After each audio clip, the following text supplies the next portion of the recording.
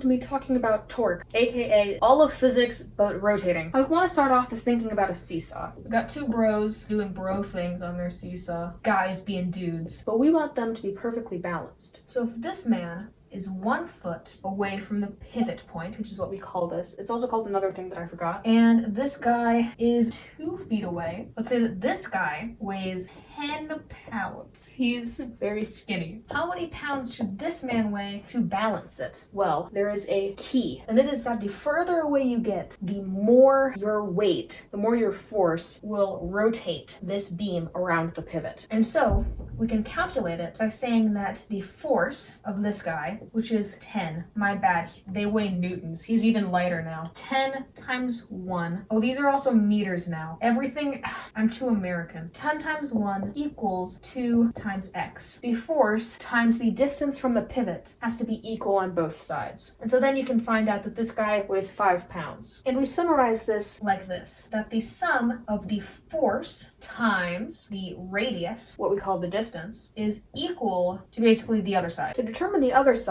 you have to see which direction they're trying to turn on. This guy wants the seesaw to turn counterclockwise. This guy wants it clockwise. And so therefore they're on opposite sides. You can basically think of this side as clockwise and this side as counterclockwise. This is only true when the net torque is 0, or it's in equilibrium and is not currently speeding up its rotation. The torque that makes it turn counterclockwise is positive, and the torque that makes it turn clockwise is negative, and so when you add them, it should equal to 0, and that's why you can set them equal to each other. Now, both of these forces are perpendicular to the beam, but if they were at an angle, what you would do is just simply account for that by multiplying it by sine of the angle. Let's say this guy is like launching a beam and it's hitting like this way. If this is the angle theta, then the real force that you want would be the vertical force, and that would be the force times sine of theta. So then you have force times r times sine of theta equals the same thing but like counterclockwise. So that's basically the gist of what torque is. Torque is just force times radius times sine of theta, and it's basically just rotational force. So now we know the definition of torque, which is this tau variable. So how can we use this? Well, one thing is using equilibrium equations, and that is when they're not accelerating. So that means that it is not spinning, or it is spinning at a constant rate, or for force, it is not moving or moving at a constant rate. Torque net equals 0, or F net equals 0. And these are equilibrium. And so if you know this, then you know that the torque that is clockwise has to be equal to the torque that is counterclockwise, and that the force that is up has to be equal to the force that is down if it is a vertical F net equation, and that force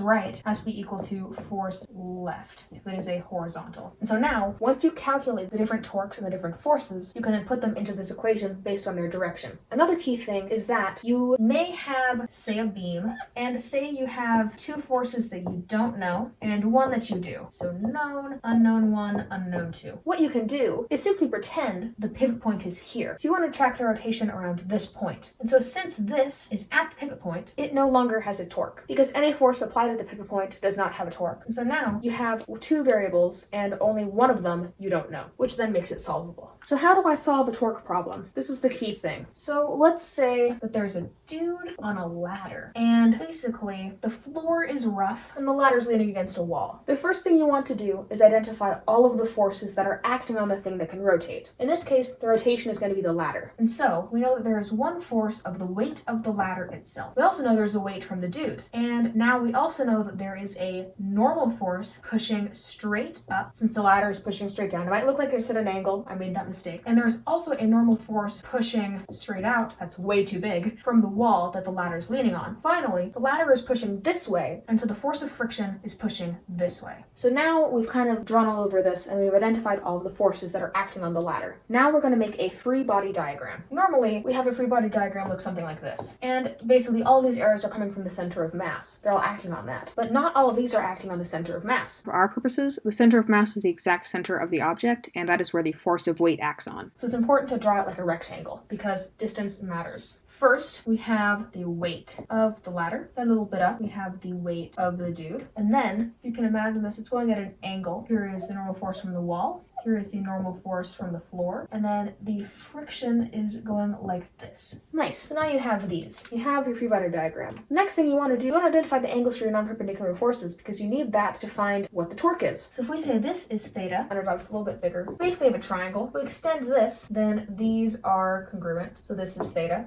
Right here, this one, this goes straight up, and so this is 90 minus theta. Friction goes straight out, and so this is also theta. So now that you have these, you want to pick a pivot point. Like if I didn't know what the weight was, I'd probably have it here. And then you would write your F net equals 0 and torque net equals 0 and create those equations to isolate what you want. And just remember that you have to multiply it by sine of theta. And that was torque.